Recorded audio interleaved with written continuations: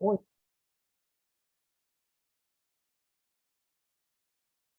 sí, sí, este es un paciente que ya falleció. Lo había comentado Marisabel, el paciente me había pasado los datos de este complejo, de este paciente complejo, y al otro día falleció. Dice que lo sacaron del paro, pudieron sacarlo por pocas horas, pero terminó falleciendo el paciente.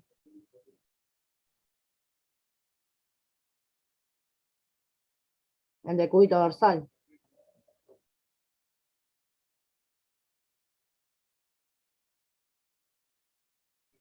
Sí.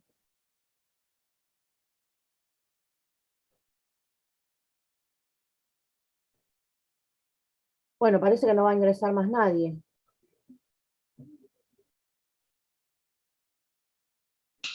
Profe, Juan está sin luz. Juan está... ¿Quién es Juan?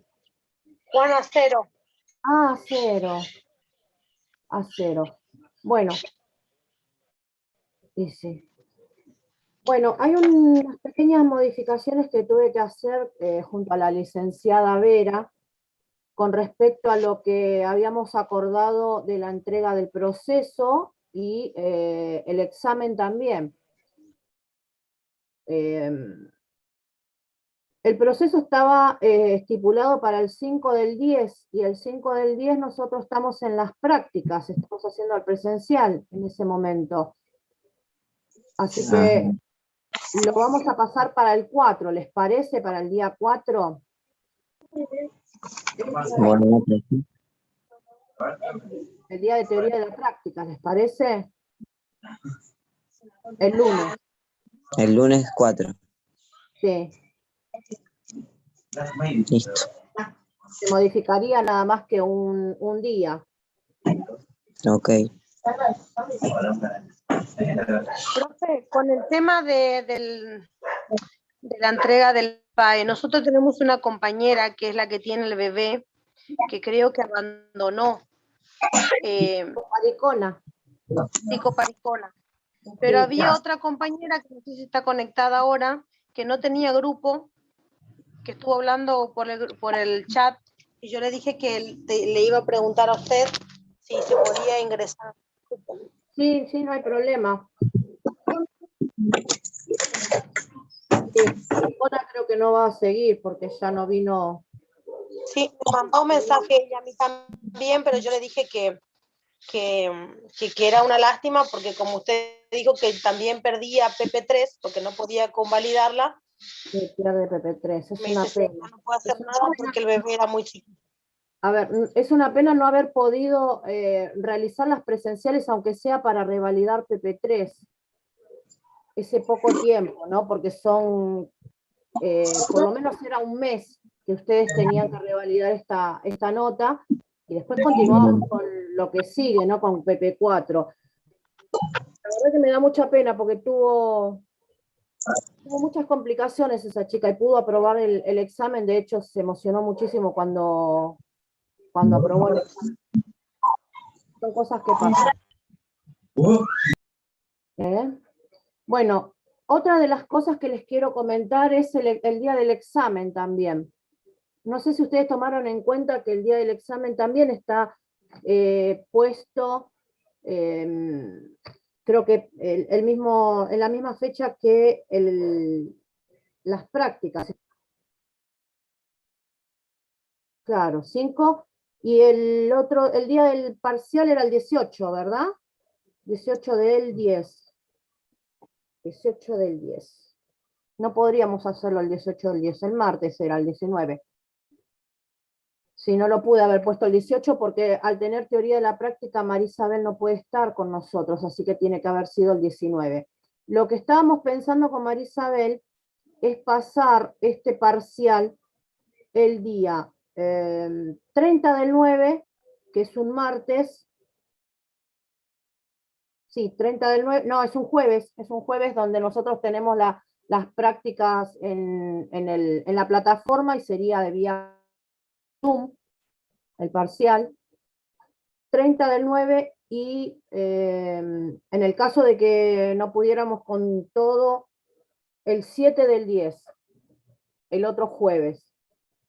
Vendrían a ser 2 jueves, 30 del 9, 7 del 10. Por la cantidad de alumnos, digo, ¿no? Porque no creo que lleguen todos el mismo día a terminar. ¿Sí? Yo este fin de semana voy a preparar el examen, o por lo menos voy a ir preparando los temas y dándoles una guía a ustedes para que se basen en esa guía, como hicimos el cuatrimestre anterior, para que tengan más o menos qué es lo que se les va a tomar y no nos vamos a ir de esos temas. Así que bueno, como se adelanta el parcial, por ahí podríamos sacar el tema este que están viendo hoy, que es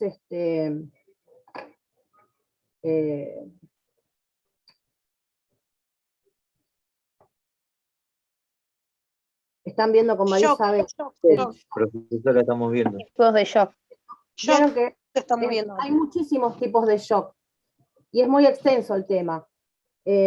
Podríamos sacar ese tema y por ahí pasarlo para el último parcial. Después van a poder hacer un cuadro comparativo, un cuadro sinóptico pequeño sobre cosas puntuales de cada uno de los shocks. No les vamos a pedir nada que tenga que ver con la fisiopatología, en eso no nos vamos a estar metiendo más que nada con el tema de las prácticas, el tema de los cuidados de enfermería. Siempre digo que nosotros estamos, esta materia tiene que ver con los cuidados de enfermería, con lo que es estar directamente con el paciente, así que en eso nos vamos a basar con cada uno de los temas que estamos dando. Bien. Esta semana voy a ver si ya les armo algo, como para que ustedes tengan y vayan viendo y revisando los materiales que tienen. Y no vamos a sumar más temas. Hoy por lo menos vamos a ver ACV, vamos a ver el ACV hemorrágico y el isquémico, que son dos tipos de ACV. Y podría entrar este tema, sí, en el parcial, este primer parcial. Pero bueno. Yo tengo que dar clase. Después,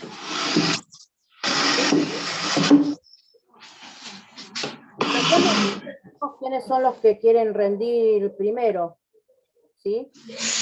Por ahí alguno se tiene que liberar temprano y tiene que trabajar o algo de eso. Y hagamos como lo hicimos el cuatrimestre anterior, ¿se acuerdan que hicimos eso de hacer una lista y empezar con el examen rapidito?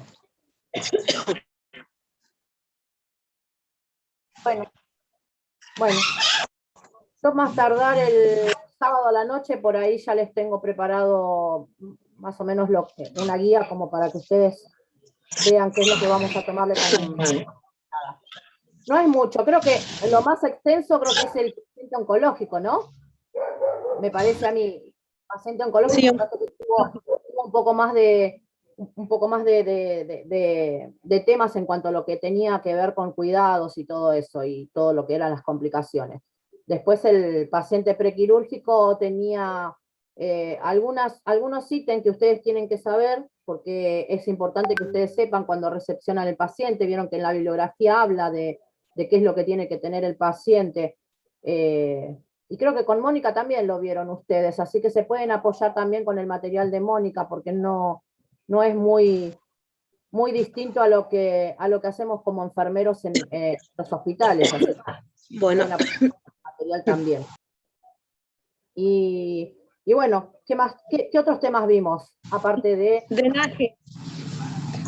drenaje, los tipos de drenaje, por ahí los que más vemos en cirugía, los aspirativos, ¿sí? El drenaje pleural. Después ya les voy a hacer una guía más o menos de los que quiero que ustedes más o menos puntualicen en el tema. ¿Sí? Bueno, compartimos pantalla ahora. Aquí. No entra más nadie,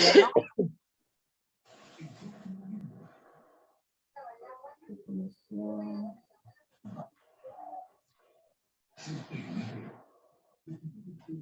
Vamos a ver, presentación de diapositiva. Vamos a ver estos dos tipos de ACV. Uno que tiene que ver con el hemorrágico, ¿sí? Que dentro del hemorrágico hay dos clasificaciones, el hemorrágico que es subaracnoideo y el hemorrágico intraparenquitematoso. El ACV hemorrágico tiene que ver con una arteria del cerebro que se rompió y sale sangre hacia el intersticio, ¿sí? Hacia los lugares del cerebro, ¿sí? Hacia afuera. ¿Entiende? Sí. También este tipo de hemorragia, ¿sí? Hay una, en el intraparenquitematoso hay una extravasación de sangre dentro del parénquima, ¿sí? Del cerebro. ¿Se entiende? ¿Cuáles son las causas de este tipo de hemorragias cerebrales, que también se le dice hemorragias cerebrales? Tiene distintas denominaciones en lo que es medicina. Primero, una de las causas puede ser un traumatismo, y otra de las causas puede ser una ruptura a través de un aneurisma, ¿sí? Un aneurisma es una protusión en alguna parte de la arteria, ¿sí? Es como si fuera esto que ven acá, es como si fuera un globito o un dedo que se forma, ¿sí? Que hace las paredes débiles y delgadas, y en esa zona de la arteria puede llegar a reventar y salir la sangre hacia el exterior del cerebro, ¿no? Bueno, otra de las características de los ACV, tenemos el isquémico también. Dentro del isquémico vamos a hablar del trombosis cerebral y la embolia cerebral, ¿sí? Esta de la trombosis cerebral es cuando un coágulo de sangre bloquea una arteria cerebral, ya sea por alguna placa de ateroma, ¿sí? O pequeñas placas de ateroma, lo único que hace es bloquear la pared, y siempre por lo general este tipo de ACV se produce en la noche, ¿sí? También se dice que este tipo de ACV es un ACV isquémico transitorio. ¿Por qué? Porque las paredes de la arteria puede llegar a producir una presión arterial elevada y de alguna manera dilatar el vaso sanguíneo, y puede despegar ese ateroma y dejar circular la sangre, ¿sí? En este tipo de ACV isquémicos, lo único que hace es un déficit a la irrigación de la sangre. Por esto que les estoy diciendo, que siempre hay un coagulito que hace que obstruya el paso de la sangre hacia el cerebro, ¿sí?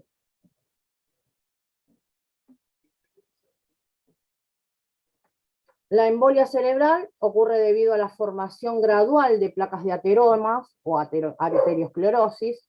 Estos son los depósitos de grasa, ¿sí? Que están en el interior de la arteria, y de alguna manera forma émbolos o coágulos que migran del corazón por una fibrilación auricular, ¿sí? La fibrilación auricular es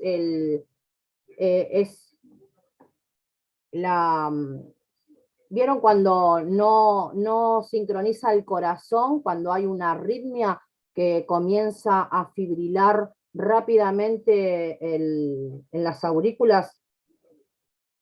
En ese momento se está formando ese coágulo y migra sobre el corazón, ¿sí?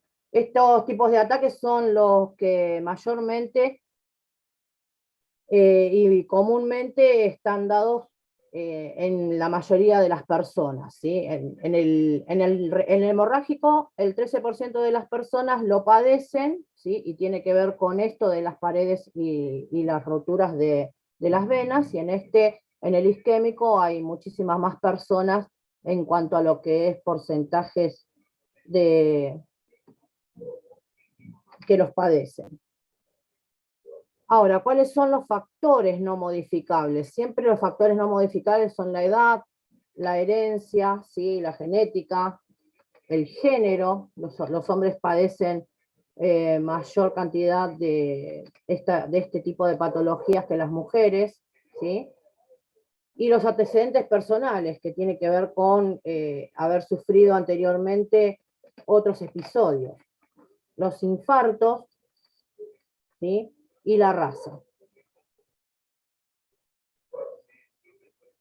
Los modificables, como siempre decimos, cuando tenemos algún problema cardiovascular o cuando tenemos algún problema de hipertensión, siempre los modificables tienen que ver con el cigarrillo, con la diabetes, con el colesterol, con el alcohol, ¿sí?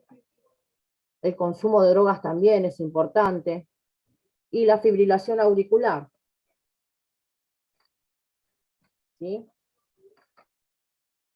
¿Cómo lo prevenimos? Y bueno, el control de la tensión arterial, el no consumo al cigarrillo, el ejercicio, ¿sí? El control de la glucemia y la buena alimentación también hacen a la producción o la prevención de este tipo de patología. ¿Cuáles son los signos y síntomas? Primero, hay un adormecimiento en los miembros superiores, ¿sí? El paciente siempre les va a referir que comienzan con un hormigueo, tienen debilidad en la mitad de la cara, ¿sí? En los brazos y en las piernas también, ¿sí?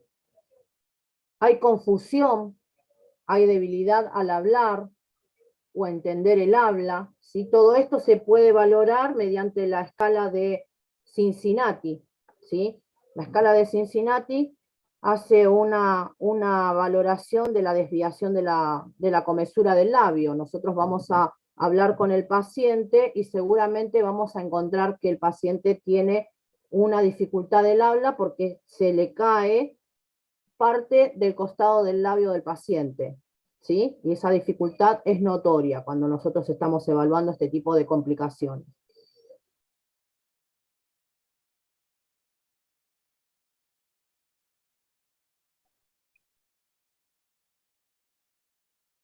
Sí, exacto.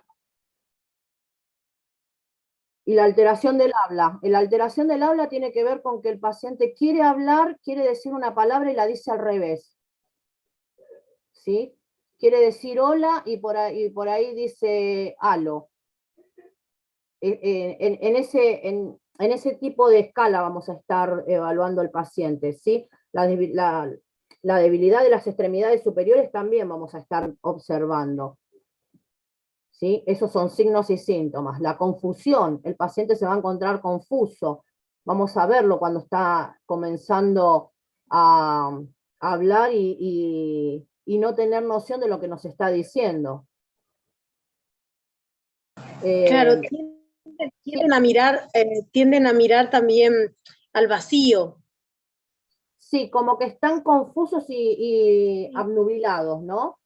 Como que tienen como que no entienden qué es lo que les está pasando. Cuando uno está hablando, ellos intentan de alguna manera responder a lo que nosotros estamos dialogando o preguntando y no pueden de ninguna manera mantener un diálogo coherente.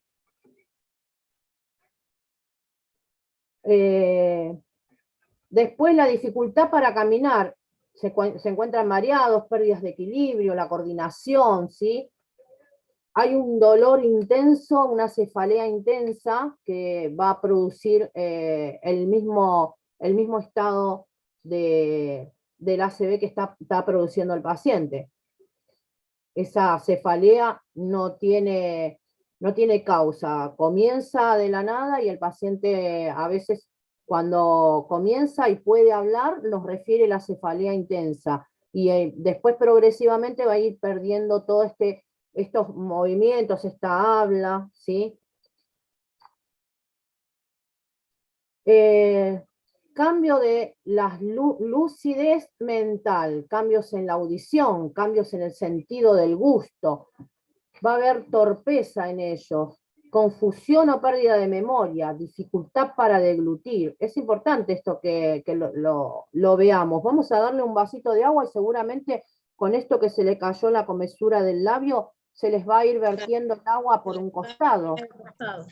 ¿Lo pudieron ver alguna vez? ¿Alguna vez vieron un paciente que esté cursando por esta crisis? ¿Sí? Cursando no, pero que tuvo sí, porque después hasta que tenga rehabilitación y todo eso, quedan torpes. Sí. En sí. Sí, lo que vamos a hacer después que en las rehabilitaciones vamos a intentar mejorar un poco la calidad de vida del paciente. Bueno, falta de control de esfínteres, sí, Memo. Hay personas que poco a poco vuelven a recuperar meramente, totalmente, pero hay personas que quedan ya con esas secuelas sí. Bastante complicadas. Hay personas que vuelven a caminar aunque sea con bastón o como sea, pero hay personas que no caminan más. Claro, pero tiene que ver con el tiempo que pasó en detectar la isquemia, ¿sí? Tiene que ver con el tiempo. Ahora vamos a ver un poquito lo que son los cuidados de enfermería y cuando nosotros podemos, cómo podemos tratar a ese paciente. Tiene que ver con el tiempo. Si pasó un determinado tiempo, por ahí quedan secuelas, ¿sí? Bueno, la falta de esfínteres, la falta de control de esfínteres es muy importante. El paciente que comienza con ACV seguramente va a ser una relajación de esfínter. Hay una debilidad en la cara, dijimos, en los brazos, en las piernas, cambios emocionales en la personalidad, en el estado de ánimo, cambios de la sensibilidad para afectar el tacto y la capacidad para sentir el dolor, la presión, la temperatura, ¿sí? Todos estos signos y síntomas hacen a que nosotros nos demos cuenta de alguna manera que el paciente está padeciendo una ACV, ¿sí? Después, bueno, vendrá el diagnóstico, ¿no? Primero vamos a sospechar por todos los signos y síntomas y después viene el diagnóstico. El diagnóstico está dado siempre por estudios, ¿sí? Estudios por imágenes que tiene que ver con la tomografía computada o la resonancia magnética, donde ahí pueden detectar si hay una obstrucción o si hay un derrame, ¿sí? Ahí se hace el diagnóstico diferencial de qué tipo de ACV estamos hablando, ¿sí? ¿Se entiende esto? Otro de los estudios, miren, la angiografía por resonancia magnética es el Doppler en arterias del cuello, ¿sí? Estos son estudios específicos para poder detectar en qué zonas se encuentra el coágulo. Siempre valorar los signos vitales, ¿sí? Y como diagnóstico siempre vamos a tener un examen completo de sangre. En este caso también vamos a estar evaluando o valorando la glucemia, la colesterolemia, el ionograma, ¿sí? Todo lo que tenga que ver con la función renal. ¿Se acuerdan que la función renal estaba relacionada también con la parte cardiológica? En este caso, la función renal vamos a estar observando a través de la orina, ¿sí? Función hepática, gasometría arterial. ¿Por qué la gasometría arterial? Porque cuando hay una obstrucción o una isquemia, en este caso estamos hablando de la ACV isquémico, el paciente disminuye la oxigenación por una cuestión de que no puede irrigar la sangre correctamente al estar obstruido, y ahí es donde se está produciendo la isquemia, ¿no? baja el nivel de saturación de oxígeno, ¿sí? Y un electrocardiograma y monitoreo del ritmo cardíaco, ¿sí? Este paciente seguramente va a estar conectado a un monitor, así como el que vieron ustedes recién, que les mostró María Isabel, ese monitor multiparamédico, seguramente lo vamos a tener que conectar en ese tipo de monitores para ir viendo el electrocardiograma que va saliendo en el monitor, vamos a ir observando la tensión arterial, ¿sí? Vamos a estar conectando al paciente también en un saturómetro, ¿sí? Y uno de los tratamientos de emergencia que tiene el paciente con ACV es la administración de trombolíticos, ¿sí? Esta administración de trombolíticos hace que disuelva de alguna manera el coágulo y se aplica siempre dentro de las primeras 4 horas de manifestados los signos y síntomas. Cuando un paciente comienza con signos y síntomas que tienen que ver con el ACV, esto que dijimos nosotros de empezar a valorar la comesura de los labios y el habla del paciente, que nos dice un montón de cosas y nos hace sospechar sobre una ACV, el paciente de alguna manera las primeras 24 horas son cruciales. Las primeras 4 horas del paciente con esos signos y síntomas son cruciales. No podemos dejar pasar mucho más tiempo porque tiene un buen pronóstico si lo detectamos rápidamente. Así como dijo Brites, que hay pacientes que pueden llegar a salir tranquilamente de un ACV isquémico sin tener secuelas, otros tienen secuelas por la cantidad de tiempo que no se le pudo detectar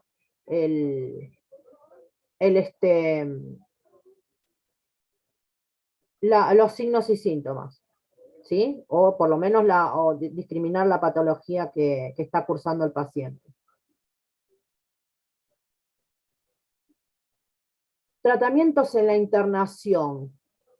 Si es un ACV hemorrágico, seguramente va a tener un tratamiento quirúrgico.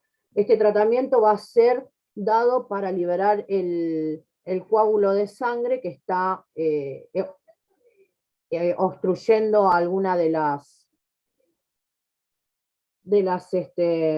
perdón, el isquémico estoy hablando, no es el quirúrgico, el hemorrágico. El hemorrágico, lo que vamos a hacer quirúrgicamente es cerrar esa arteria que está derramando el paso de la sangre, ¿sí?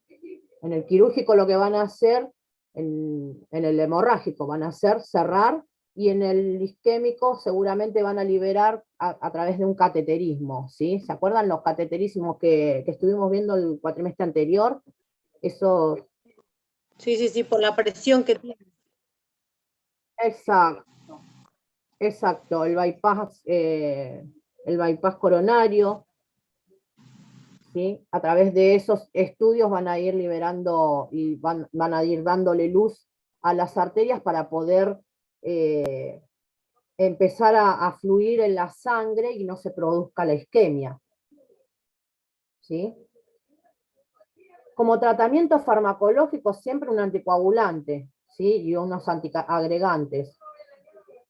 Esos están indicados seguramente para poder cumplimentar parte de este tratamiento que es quirúrgico. ¿Heparina, profe? Heparinas, sí. Como anticoagulante puede ser heparinas. Sí. En la fase de rehabilitación, en el caso de que el paciente pudiera ya estar completamente liberado de todos los signos y síntomas, en la rehabilitación se basa siempre en ayudar al paciente a controlar o tener mejor independencia.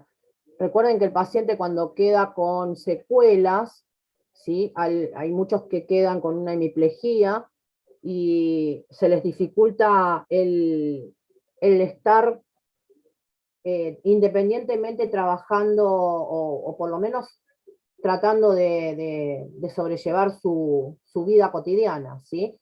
En la rehabilitación siempre van a estar utilizando kinesiomotora, ¿sí? Hay también terapistas ocupacionales que se encargan de la parte motriz fina, que es el agarrar con las manos el paciente y poder agarrar las tazas, poder agarrar el lápiz, ¿sí? Con esa dificultad que tiene en el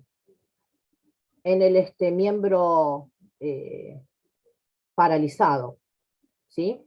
Ese tipo de tratamientos van a hacer los pacientes, ¿sí?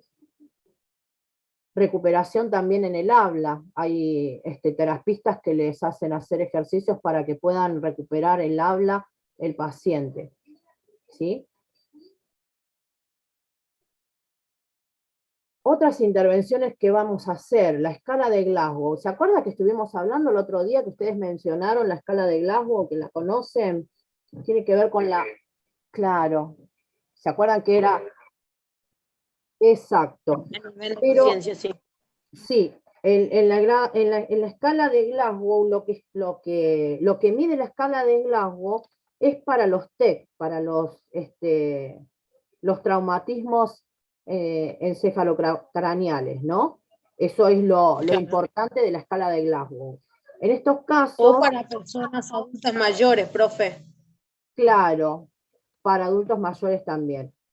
Lo que mide es el estado de conciencia, ¿no? ¿Se acuerdan que dijimos que el estado de conciencia, el paciente vamos a estar midiendo, pero con los traumatismos? Dijimos que una de las causas que puede haber en una hemorragia, en un ACV hemorrágico, son los traumatismos, ¿verdad? En este caso lo que vamos a hacer es vamos a medir una curva siempre con la escala de Glasgow, con la apertura ocular, con la respuesta verbal, ¿sí? Y con la respuesta motora. Siempre vamos a estar explorando eso y lo vamos a hacer en las primeras 24 horas, cada 2 horas. ¿Por qué? Porque en las primeras 24 horas es la fase aguda, la fase donde nosotros podemos detectar si el paciente va evolucionando o si va involucionando con el tema de la escala. ¿Sí? De 15 a 13 puntos, el paciente podríamos decir que está en un estado moderado, de 12 a 9 en un estado grave, y menor a 8 es un estado ya como para decir el paciente necesita una intubación, ¿sí? En ese grado, menor a 8, ya estaríamos pensando en que el paciente necesita ser intubado. ¿Se entiende? Claro, porque no responde a nada ya. Sí, está dificultando ya todo lo que es el estado de conciencia, ya quizás su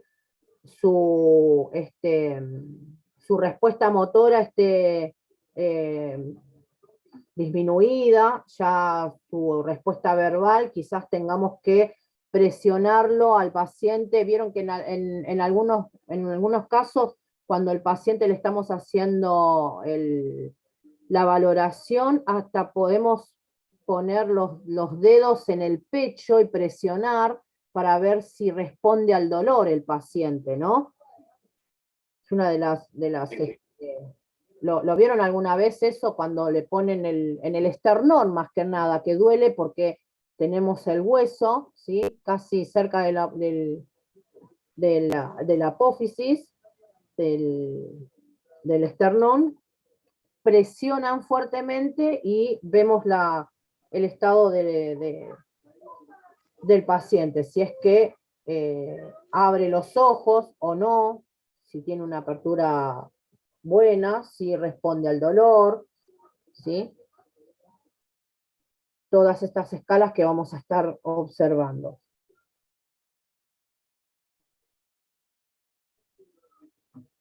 Siempre hay que valorar todo lo que tenga que ver con las vías respiratorias, el ABC, ¿se acuerdan de esto del ABC?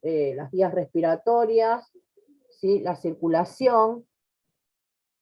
Hay que reconocer primero el estado de conciencia, si el paciente está alerta, ¿sí? si está letárgico, si está estuporoso. ¿Vieron esas definiciones de los estados?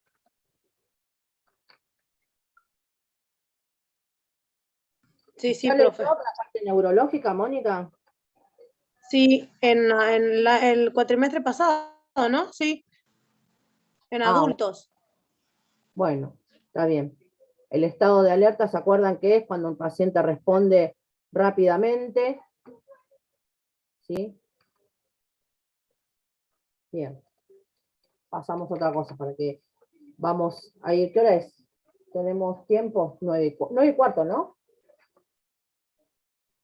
Bueno, hay que valorar también los movimientos, los 4 movimientos de los miembros del paciente, ¿sí? Controlar en estricto los signos vitales, la colocación de una vía endovenosa periférica, en este caso el calibre mayor siempre, cuando estamos en una complicación de estas, ¿sí? El control de la diuresis, hay que controlar también la diuresis, la cantidad de orina, ¿sí? Si el paciente desatura, si tiene una desaturación menor a 92 por minuto, o sea, 92%, siempre hay que pensar en un oxigenoterapia, ¿sí? ¿Se acuerdan los valores de oxigenación? De saturación. Sí, el normal es...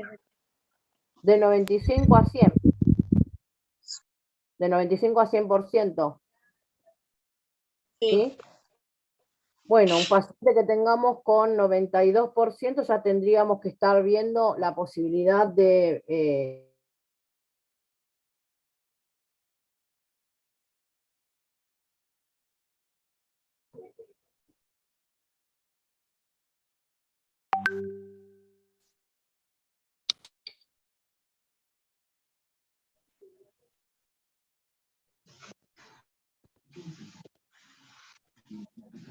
no me di cuenta que nos quedábamos sin Zoom.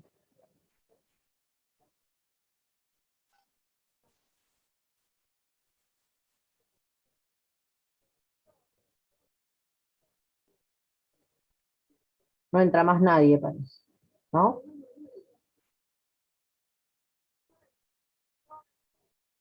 No sé cuánto era. Éramos 13.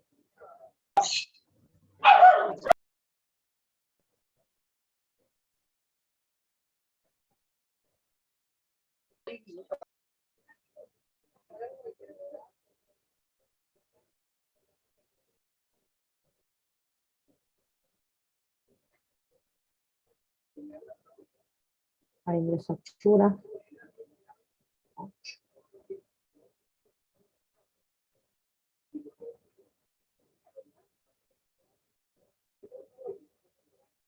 Listo, espero que no. Espero ver si hay alguno más que se haya quedado fuera. Bueno, dijimos lo de la saturación. Siempre hay que controlar que menor a 92, seguramente vamos a tener que ir conectando alguna cánula nasal para darle un aporte de oxígeno al paciente. ¿Sí? El equipo de intubación lo vamos a tener que acercar, porque si el paciente ya comienza con una desaturación de 92%, vamos a estar sospechando de que va a necesitar un aporte mayor, que va a ser el soporte vital, ¿sí? Y vamos a empezar a acercar el carro de paro por las dudas. Esa saturación nos va a estar indicando que el paciente se está prácticamente como descompensando. Después, el monitoreo cardíaco es importante porque en ese monitoreo cardíaco lo que hace es detectar las arritmias y la taquicardia. Vieron que ese monitor que les mostró Marisabel detecta lo que son las taquicardias y las fibrilaciones auriculares, detecta todo tipo de anomalía con respecto a lo cardiológico, ¿sí? Seguramente en esta situación vamos a estar pidiendo que baje al servicio un cardiólogo que esté de guardia, porque esto es una emergencia, ¿sí? El tratamiento, ya dijimos, las primeras 24 horas son cruciales para el paciente, para poder revertir la situación. Tenemos que evitar o estar alerta, mejor dicho, controlando constantemente los signos vitales, ¿sí? La temperatura sobre todo. Hay pacientes que cursan con temperatura el ACV, sobre todo los pacientes hemorrágicos, ¿sí? Tenemos que por lo menos mantener la temperatura menor a 38 grados, porque la hipertermia aumenta la muerte neuronal de las neuronas del paciente, ¿sí? Y la tensión arterial también es una respuesta fisiológica cuando está aumentada, ¿sí? Cuando tenemos un aumento de la tensión arterial, siempre hay que mantener esa tensión arterial y no bajarla rápidamente, ¿sí? No sé si alguna vez escucharon o tuvieron algún familiar que haya superado los 220 de sistólica y que el médico no hace de bajarla rápidamente cuando estamos sospechando de un ACV hemorrágico o isquémico, ¿sí?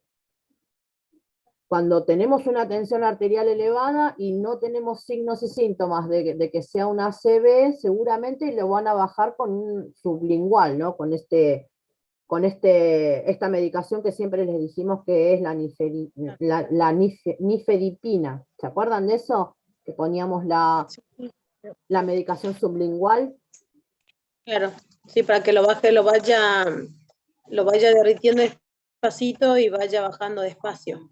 Claro. La temperatura. En este caso, si es una hipertensión que no tiene signos y síntomas de ser una ACV, la medicación sublingual lo hace rápidamente, el descenso de la tensión arterial, ¿sí? Porque lo que queremos evitar es que el paciente eleve más su tensión arterial y se produzca un ACV, ¿sí? En el caso de que ya tenga un ACV y estemos hablando de tensiones arteriales de sistólica de 220, 120, supóngase, 220 de sistólica más 120 de diastólica, es una hipertensión grave. Sí. Sí. Y las primeras 24 horas siempre hay que recurrir a un control exhaustivo, pero ir bajando esa tensión arterial progresivamente, no rápidamente. En este caso no le colocaríamos una sublingual al paciente, sino que estaríamos realizando un tratamiento para que la tensión arterial baje lentamente, ¿sí? Es un mecanismo de compensación o una respuesta fisiológica a la tensión arterial en este caso. ¿Por qué? Porque la tensión arterial lo que está haciendo es presionando la sangre para que llegue al cerebro. Y si nosotros bajamos rápidamente esa tensión arterial, estaríamos disminuyendo el sistema circulatorio hacia el cerebro. No sé si se entiende. Sí, sí, se entiende. Por lo menos esas 24 horas, la tensión arterial elevada al paciente le está sirviendo de alguna manera para irrigar sangre. Y vamos a ir despacito bajando, ¿sí? ¿Se entiende, no? Después de esas 24 horas, obviamente vamos a empezar con un tratamiento antihipertensivo, ya las horas cruciales ya pasaron, y vamos a empezar a dar un tratamiento antihipertensivo, y vamos a poder mantener esa tensión arterial. Los médicos dicen, en algunas bibliografías habla de que la mantención de esa tensión arterial entre 180 de sistólica estaríamos bien, y bajando de ahí de 180 hacia 140. Pero ahora se está hablando, en la actualidad se está hablando de que si podemos bajarla hasta 140-90, estaríamos bárbaros con esa tensión arterial después de las 24 horas, ¿no? obviamente con el tratamiento antihipertensivo, y también podríamos acá colocar el sublingual, ¿sí? Ya no estaríamos Claro. corriendo riesgo. ¿Sí? ¿Se Claro, entiende? claro, ahora exactamente estamos fuera de peligro. Sí, al estar fuera de peligro, ahí ya podría el médico evaluar la posibilidad de mantener esa tensión arterial lo más baja posible para poder dar el aporte de oxígeno al paciente, ¿sí? Después, uno de las, no sé si lo puse en el Power, pero a ver si lo puse en el Power, aquí, en esta figurita. En esta figurita habla del control de la glucemia.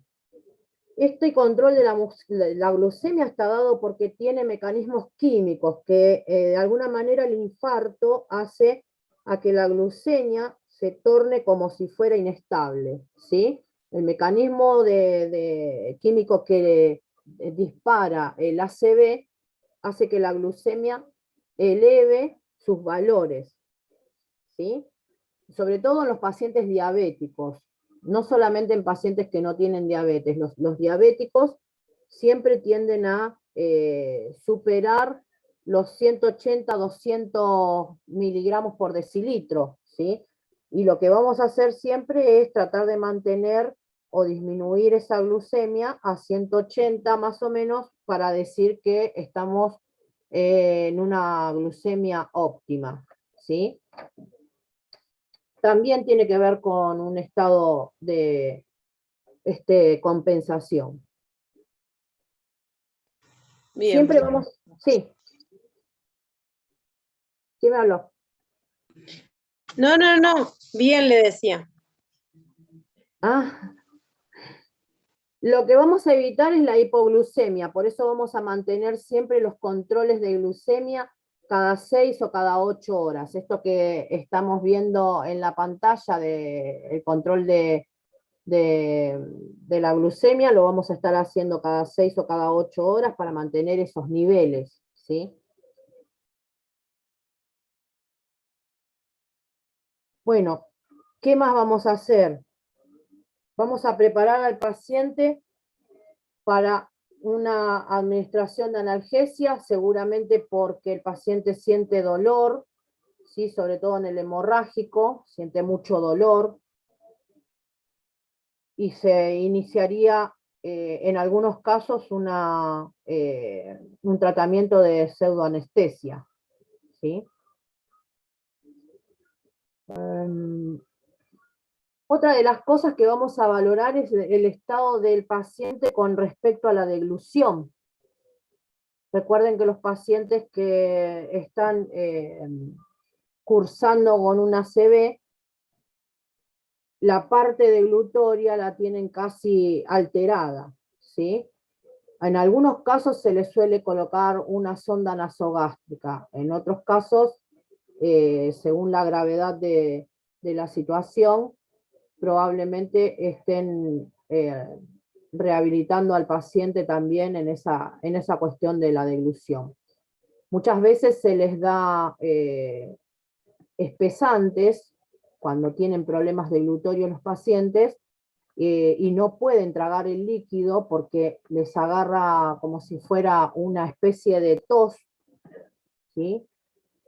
Entonces se les administra al agua, por ejemplo, a todo lo que tenga que ver con líquido, para que el paciente pueda deglutir mejor. Se les administra polvos de espesantes, ¿sí? Para que no se broncoaspire, es más que nada por eso. Y en el caso de que se retire después la sonda nasogástrica, comenzaría el paciente a comer de los alimentos sólidos, ¿sí? Pero primero empezaríamos con una dieta blanda, ¿sí? Para pasar después al sólido. Claro. Es como ¿vieron cuando hacíamos el prequirúrgico y decíamos que el paciente, cuando llegaba del quirófano, el paciente tenía una dificultad para poder tragar, pero que estaba dado a veces por la intubación, que recibía en el quirófano, pero también tenía que ver con la anestesia, ¿sí? Con volver a rehabilitar toda esa parte deglutoria. ¿Se acuerdan que dijimos que la dieta del paciente en un posoperatorio inmediato, primero empezaba con tolerancia líquida y después se iba a la blanda para después terminar en la sólida? Claro, sí, de a poco. Sí, Britas, en este caso pasa lo mismo, ¿sí? Cuando tenemos un problema de glutorio, hay que de alguna manera ir progresando de a poco para poder terminar con lo sólido. Estos tipos de pacientes que estamos teniendo en los hospitales, si se están internados, seguramente van a tener un tiempo prolongado para revertir un poco la situación y salir de la emergencia. Y la movilización es importante. ¿Se acuerdan que nosotros movilizábamos a los pacientes para prevenir úlceras por decúbito? Claro, para prevenir úlceras y para poder hacer que todo el organismo vuelva a funcionar meramente normal. Claro. Tanto con sí. la evacuación. Circulación en los miembros. Fíjense lo raro el ACV, ¿no? Porque en el ACV es tanto el dolor que produce el miembro paralizado que el paciente no les permite a ustedes que lo toquen. Vieron que muchas veces nosotros decimos que la movilización y esto de movilizarlo pasivamente, que nosotros ayudamos al paciente a movilizar sus miembros superiores e inferiores para poder dar de alguna manera el aporte circulatorio, en este tipo de pacientes va a costar muchísimo porque sienten dolor, por eso muchas veces tienen la administración de analgésicos, ¿sí?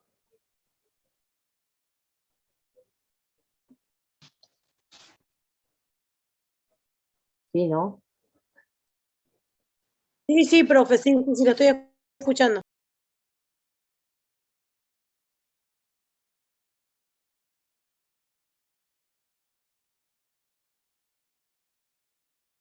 Sí, es todo lo contrario, Ramírez. El paciente que tiene esa parte de hemiplegia no ha perdido la sensibilidad, sino que uno cuando lo quiere ayudar a movilizar, les dice que le duele muchísimo. Y muchas veces, como les cuesta hablar, les ponen de manifiesto a través de las expresiones faciales que tienen, y con la mano que tienen mayor movilidad y está normal, a veces hasta lo separan a ustedes para que no lo toquen. Claro, lo separa o... Sí. Sí.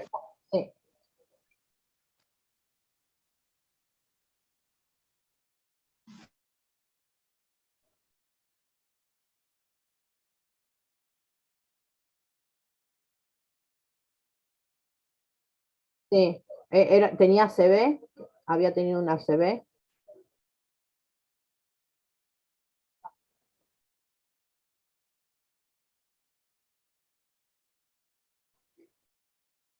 Oh. Sí, seguramente le producía mucho dolor. ¿Lo operaron para cerrar esa fisura de la arteria o de la vena?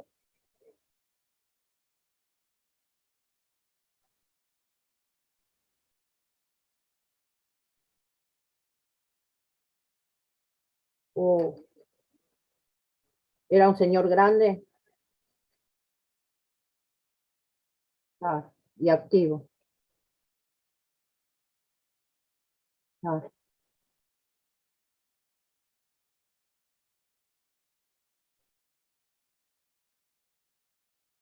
Sí, se habrá resbalado en algún lado. Es muy peligroso los baños. Los baños. Sí, es muy peligroso para la persona grande, pero no era muy grande como para sospechar de que podría llegar a caerse en el baño. pero la mayor parte de los accidentes se producen en los baños, sobre todo con la gente que es mayor, en las duchas. Vieron que ahora se ponen, al paciente geronte le ponen muchísimos dispositivos para poderse agarrar cuando lo están duchando. Hay asientos especiales para que el paciente se pueda sentar para ducharse. Obviamente tiene que haber alguien que lo esté monitoreando, ¿no? Porque el paciente no se lo permite dejar solo muchas veces.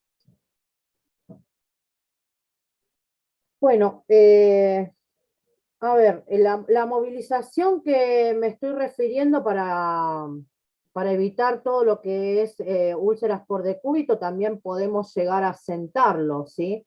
No solamente hacer la movilización en la cama y buscarle una posición antiálgica al paciente, sino que también podemos levantarlo de la cama hacia una silla de rueda, pero todo esto que vamos a hacer, también vamos a pensar en la seguridad del paciente, ¿no? Estos pacientes hay que valorar mucho el estado de conciencia, si están lúcidos, si están letárgicos, si están estuporosos, ¿sí? Y de alguna manera vamos a tener que contenerlo para que no se nos caiga de la silla de rueda. Ha pasado muchas veces de que el paciente que tiene una ACV puede llegar a resbalar de la silla de rueda y caerse, ¿sí? Lo mismo en la cama. Por eso usamos mucho las barandas cuando tenemos un paciente de estas condiciones. Ellos seguramente van a intentar moverse, pero el cuerpo la otra mitad que no les está funcionando bien, seguramente como es como un cuerpo muerto, pueden llegar a caerse. Eso hay que brindar seguramente una seguridad física al paciente.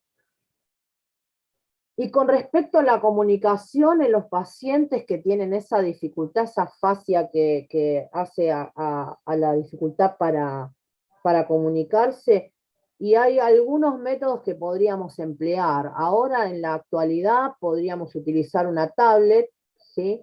Donde el paciente nos podría llegar a hablar con el teclado, ¿sí?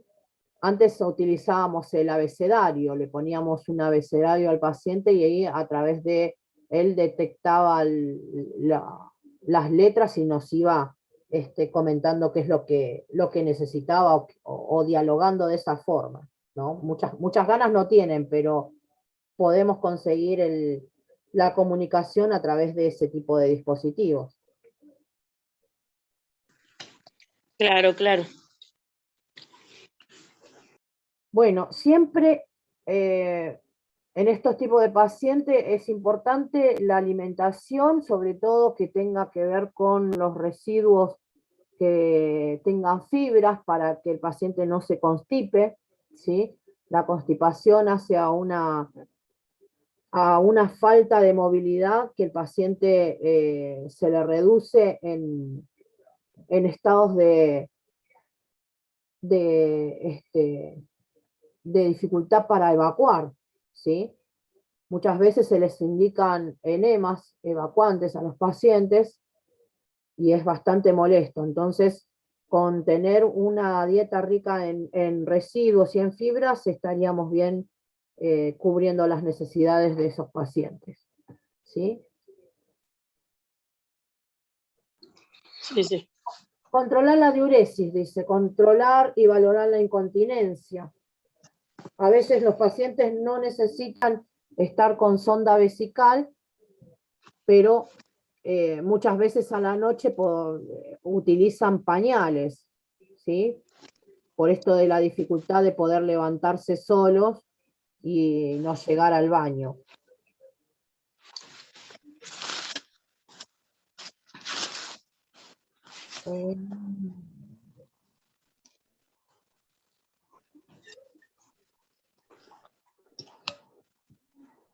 Bueno, en este caso el paciente seguramente va a tener dificultad para poder realizarse la higiene corporal solo, así que en este tipo de pacientes que estamos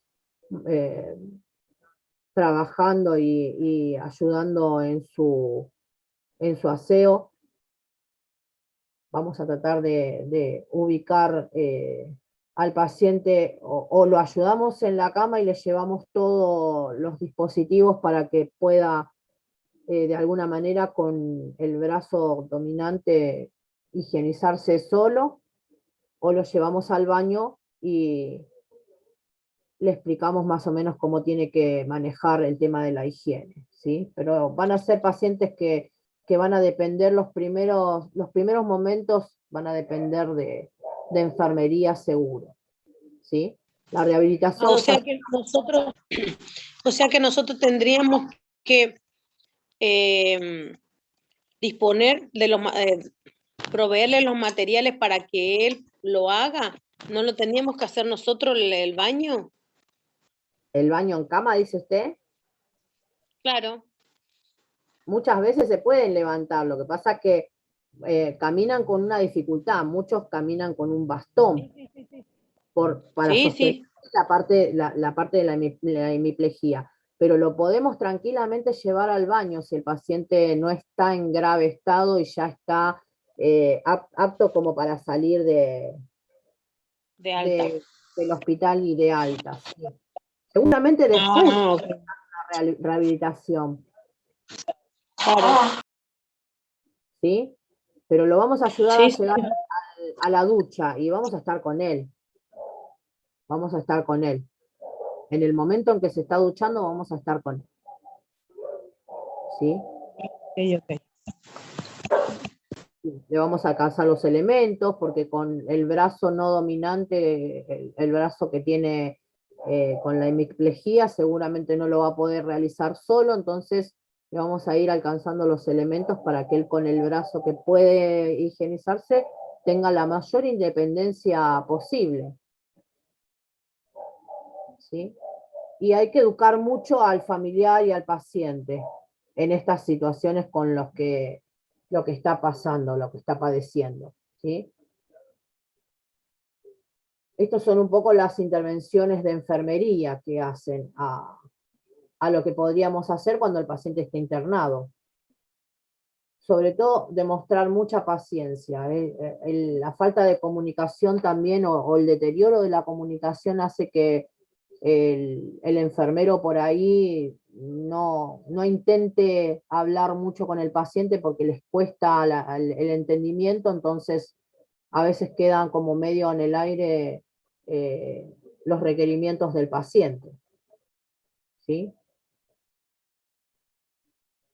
Bueno, acá tenemos unos diagnósticos enfermeros para este tipo de pacientes con ACV: deterioro de la eliminación urinaria, incontinencia urinaria de urgencia, incontinencia fecal, motilidad gastrointestinal disfuncional, deterioro de la movilidad física, riesgo de perfusión tisular cerebral ineficaz, riesgo de perfusión renal ineficaz, déficit de actividad recreativa, protección ineficaz, déficit de autocuidado, alimentación, baño, uso de inodoro, vestido, deterioro de la ambulación, deterioro, baja autoestima situacional, trastorno de la imagen corporal, procesos familiares disfuncionales, disconfort, aislamiento social, desequilibrio nutricional, ingesta inferior a las necesidades, deterioro de la memoria,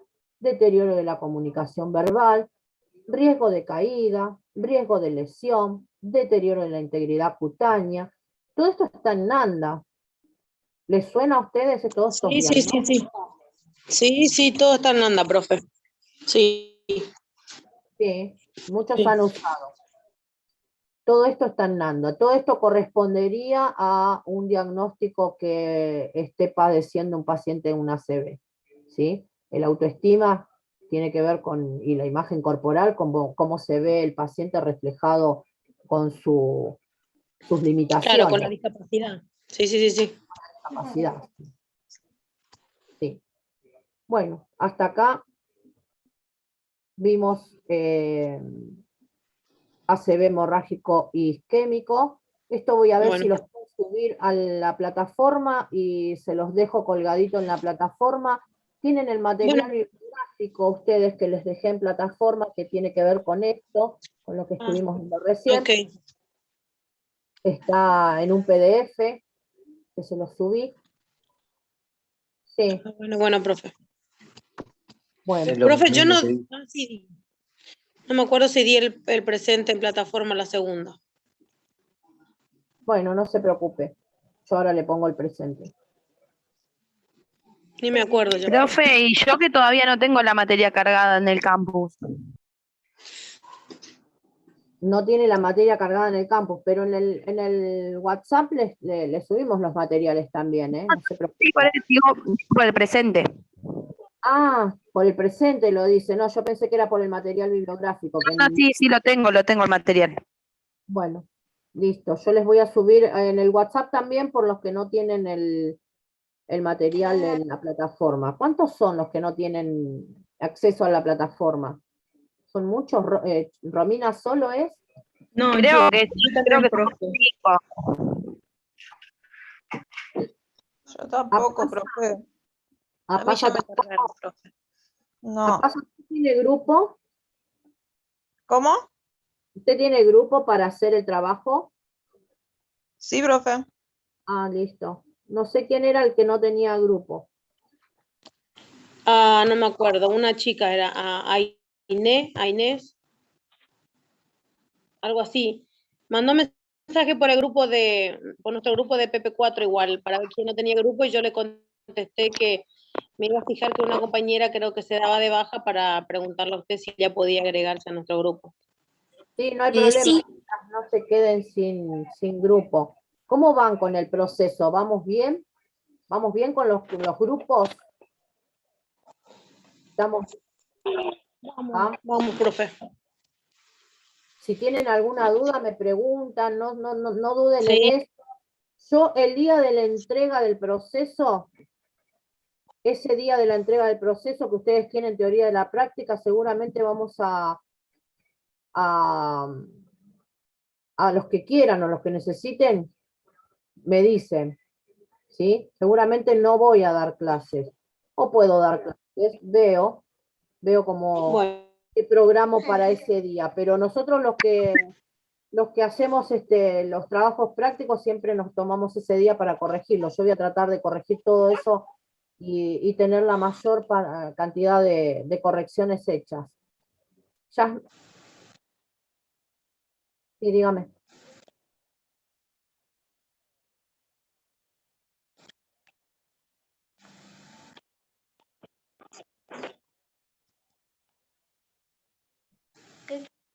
Con el día que le corresponde.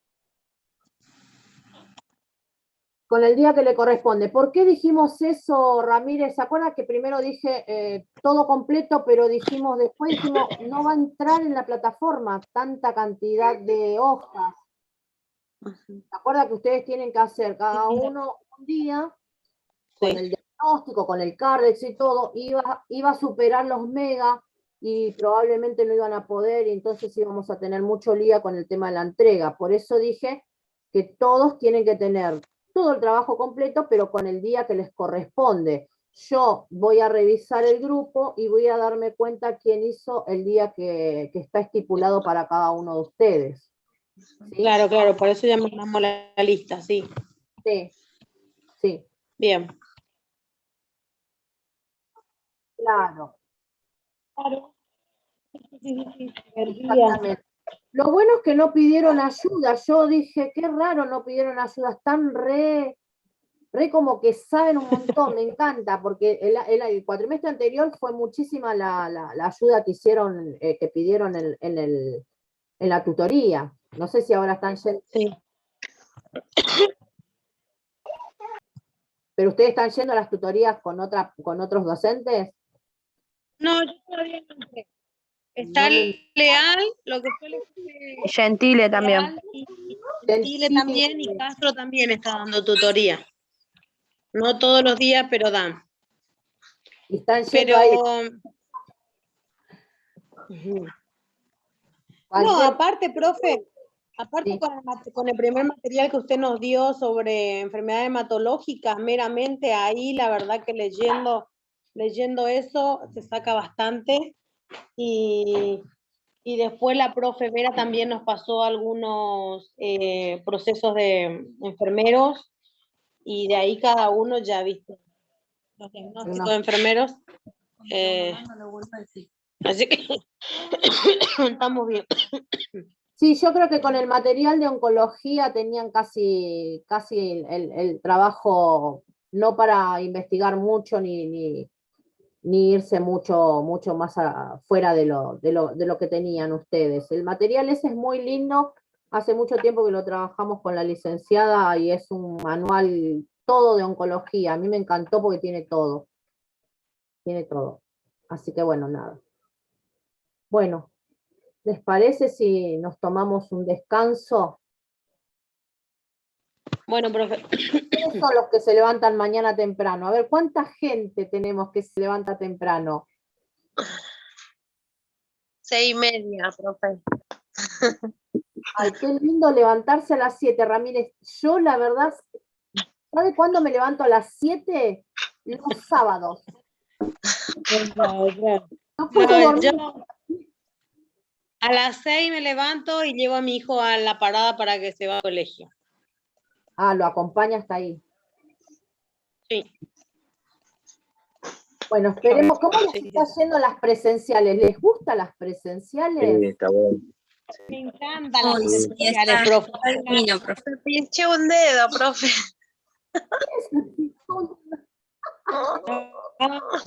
Genial.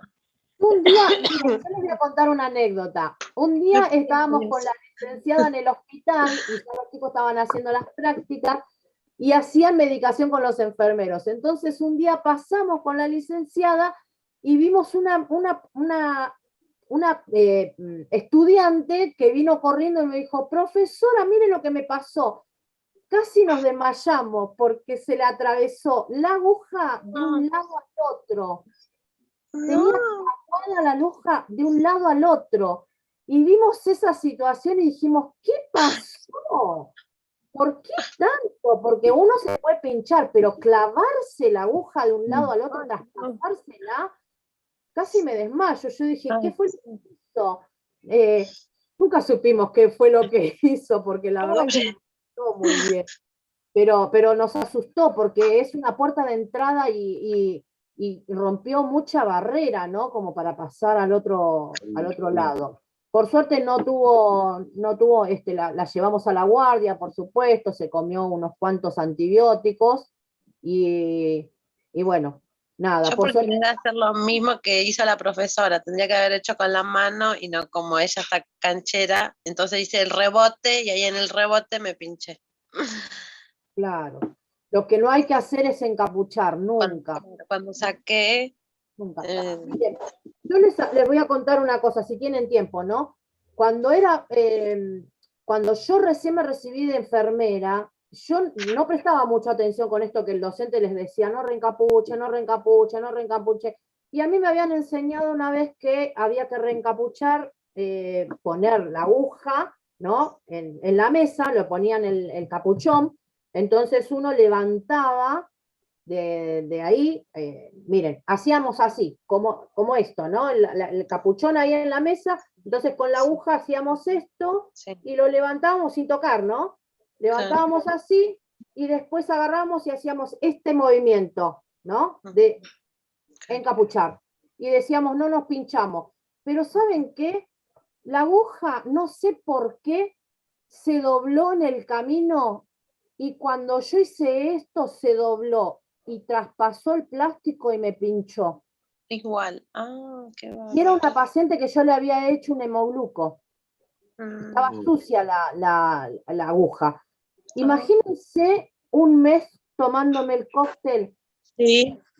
HIV, lo que me pasó, porque el cóctel del HIV tiene muchas contraindicaciones, entre ellas tiene náusea, confusión, mareos, un malestar general, hasta que el cuerpo se acostumbra, porque todos los pacientes con HIV tienen todo un periodo para acostumbrarse a esa medicación y después que todas esas contraindicaciones bajen y el cuerpo se estabilice. Pero los pacientes que no estamos acostumbrados y que por primera vez tenemos que tomar ese cóctel, es muchísimo lo que se sufre. Yo me acuerdo haber bajado del colectivo todos los días a las 4 de la mañana. Yo trabajaba en Alcla. ¿Vieron donde falleció Gustavo Cerati? Yo trabajaba ahí, hace muchos años trabajaba ahí en donde falleció Gustavo Cerati. Y muy temprano íbamos a la mañana y me confundí. Estaba tomando la medicación y me bajé mal en el colectivo y hacía años que yo trabajaba en ese lugar y nunca me había perdido, pero me perdí. Y ahí pedí licencia porque dije, me puede pasar cualquier cosa a las 4 de la mañana caminando sola, buscando, desesperada, porque no encontraba el lugar. Estaba perdida completamente en la madrugada, en la oscuridad de la noche, y no, me desesperé y dije, no, voy a pedir médico. Y pedí médico, así que nada, esa es una de las anécdotas que les quiero contar para que ustedes tengan precaución cuando encapuchen, porque es muy, muy feo el tratamiento que se hace, es muy complicado, después hay que ir a la RT, le tienen que sacar sangre en ese momento, después cada 6 meses y después cada año, para ir viendo la serología del paciente que no viralice si es que es positivo. Sí, claro. Es muy feo. Bueno, chicos, los despido. Bueno, Nos vemos la semana que viene en la práctica y Bueno, profe. este fin de les paso el temario para el examen. ¿Sí? Ok, Buenísimo, listo, gracias, profe. profe. Gracias, No, profe, gracias. descanse. Nos vemos.